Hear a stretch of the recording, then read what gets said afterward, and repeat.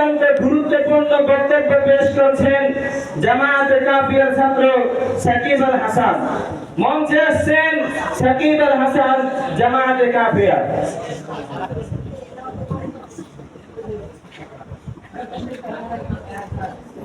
আসসালামু আলাইকুম ওয়া রাহমাতুল্লাহি ওয়া বারাকাতুহু। ওয়া আলাইকুম আসসালাম। আলহামদুলিল্লাহ ওয়া কাফা ওয়া সালামুন আলা ইবাদিহিল্লাযীনা কাফা, আম্মা বা'দ। فأعوذ بالله من الشيطان الرجيم. بسم الله الرحمن الرحيم. واتل عليهم نبأ ابني آدم بالحق إذ قربا قربانا فتقبل من أحدهما ولم يتقبل من الآخر قال لأقتلنك قال إنما يتقبل الله من المتقين. وقال تعالى في كلامه المجيد فلما بلغ معه السعي قال يا بني إني أرى في المنام أني أذبحك فانظر ماذا ترى قال يا أبت افعل ما تؤمر ستجدني إن شاء الله من الصابرين. قال أصحاب رسول الله صلى الله عليه وسلم يا رسول الله ما هذه الأضاحي؟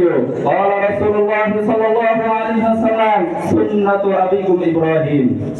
জামিয়া ইসলামিয়া শামসুল উলুম বরবাদ কবরস্থান মাদ্রাসা কর্তৃক আয়োজিত আজকের এই সেমিনারের সম্মানিত সভাপতি সাহেব এবং সুদক্ষ বিচারক মণ্ডলী এবং আমার পাশে উপবিষ্ট আমার সম্মানিত ওস্তাদগণ এবং আমার সামনে উপবিষ্ট দেশের বিভিন্ন প্রান্ত থেকে আগত এলএমপিবাসিত ছাত্র ভাইয়েরা, সকলকে জানাই আমার অন্তরের অন্তঃস্থল থেকে শুভেচ্ছা ও অভিনন্দন।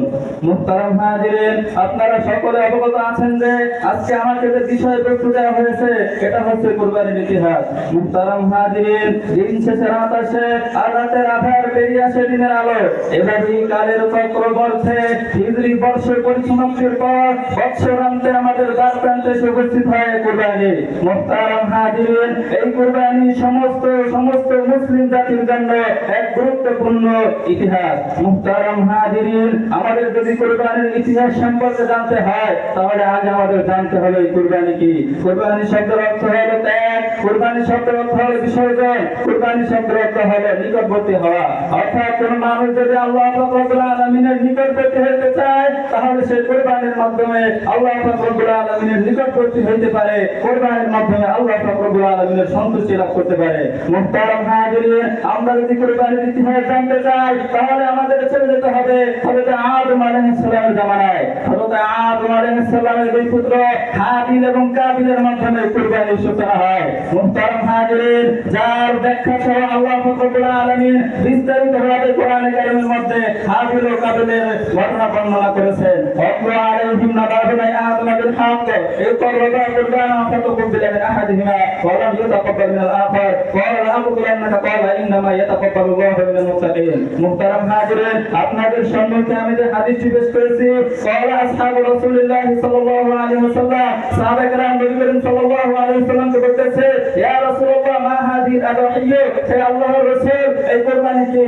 ক্বালা রাসূলুল্লাহ সাল্লাল্লাহু আলাইহি ওয়াসাল্লাম, নবী করিম সাল্লাল্লাহু আলাইহি ওয়াসাল্লাম বলে, সুন্নাত আবুকি ইব্রাহিম, এই কুরবানি হলো তোমাদের পিতা, এই কুরবানি তোমাদের বাবা ইব্রাহিম আলাইহিস সালামের সুন্নাত। মুহতারাম হাজিরিন, আমাদের জামানাতে কুরবানির প্রচলন, আমরা যে কুরবানি দিয়ে থাকি এই কুরবানির সাথে সম্পর্ক হচ্ছে ইব্রাহিম আলাইহিস সালামের কুরবানি।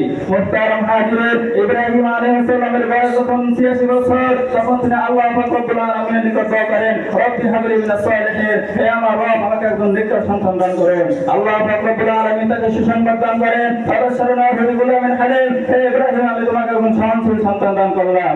মুহতারাম হাজিরিন, ইব্রাহিম আলাইহিস সালামকে আল্লাহ রাব্বুল আলামিন একজন সহনশীল সন্তান ইসমাঈল আলাইহিস সালামকে দান করেন। মুহতারাম হাজিরিন, ইসমাঈল আলাইহিস সালাম যখন তার বাবার সাথে চলার বয়সে উপনীত হয়, অর্থাৎ ফালাম্মা বালাগা মাহু সায়া ক্বালা ইয়া বুনাইয়া ইন্নী আরা ফিল মানামি আন্নী আযবাহুকা ফানজুর মাযা তারা।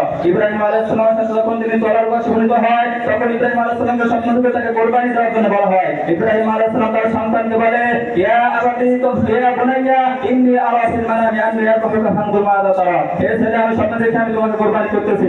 তার ছেলে বলে, ইয়া আবাতি ফামা তুমার, হে আমার পিতা আপনি যা স্বপ্ন দেখেছেন আপনি সেটাকে বাস্তবায়ন করেন, সাতাজিদুনি ইনশাআল্লাহু মিনাস সাবিরিন, ইনশাআল্লাহ আপনি আমাকে ধৈর্যশীলদের দলে পাবেন। মুহতারাম হাজিরিন, मोहब्बत एक आजिम से है, बयान करना नामुमकिन है, ना दिखता है ना मरता है, एक आज भारत हो जाती है। मुहतरम हाजिरीन, पिता एवं पुत्रेर মধ্যে ভালোবাসা ভালোবাসা, এই ভালোবাসা কখনো গান করে বোঝানো সম্ভব না। মুহতারাম হাজিরিন, অতঃপর যখন কুরবান গাহে হযরত ইসমাঈল আলাইহিস সালাম তিনি ইব্রাহিম আলাইহিস সালাম গেলেন, তখন তিনি যখন ধারালো ছুরি দিয়ে ইসমাঈল আলাইহিস সালামের ঘরে আঘাত করতেছেন, সমস্ত মালায়েকা সমস্ত ফেরেশতাগণ আল্লাহ রাব্বুল আলামিনের নিকট চিৎকার করে আরজি করতেছেন, হে রাব্বুল আলামিন, আপনি এই বিরুদ্ধের পর রহম করুন এবং আপনি এই সন্তানকে হেফাজত করুন। আল্লাহ রাব্বুল আলামিন ইব্রাহিম আলাইহিস সালামের কোরবানির উপর বসে হয়ে যায়, ইব্রাহিম আলাইহিস সালামের পরীক্ষার উপর বসে হয়ে যায়। আল্লাহ রাব্বুল আলামিন ইব্রাহিম আলাইহিস সালামকে বলে, ইয়া ইব্রাহিম কদ সাদাক্তা রুয়া, হে ইব্রাহিম তুমি তোমার স্বপ্নকে তুমি বাস্তবায়ন করে রেখেছো। ইন্না কাযালিকা নাজরুল মুহসিনিন, এরকম ভাবে আমি পূর্ণবানদেরকে পরিণাম দিয়ে থাকি। ইন্না হাযা লাহুল মুবিন, নিশ্চয়ই এটা একটা সুস্পষ্ট পরীক্ষা। অফাদাইনা বিল হাদিম, এরপর আল্লাহ রাব্বুল আলামিন বলেন, আমি এই কুরবানির পরিবর্তে একটু উত্তম পশু দ্বারা কুরবানি করে নিই। মুহতারাম হাজিরিন, এই ইতিহাস থেকে আমরা ত্যাগ শিক্ষা করতে পারি। মুহতারাম হাজিরিন, আমরা যেন এই কুরবানির ইতিহাস জেনে ত্যাগ শিক্ষা করতে পারি এবং ইব্রাহিম আলাইহিস সালামের আদর্শে আদর্শিত হতে পারি। আল্লাহ রাব্বুল আলামিন আমাদেরকে তৌফিক দান করেন। আমিন ওয়া আখিরু দাওয়ানা আলহামদুলিল্লাহি রাব্বিল আলামিন।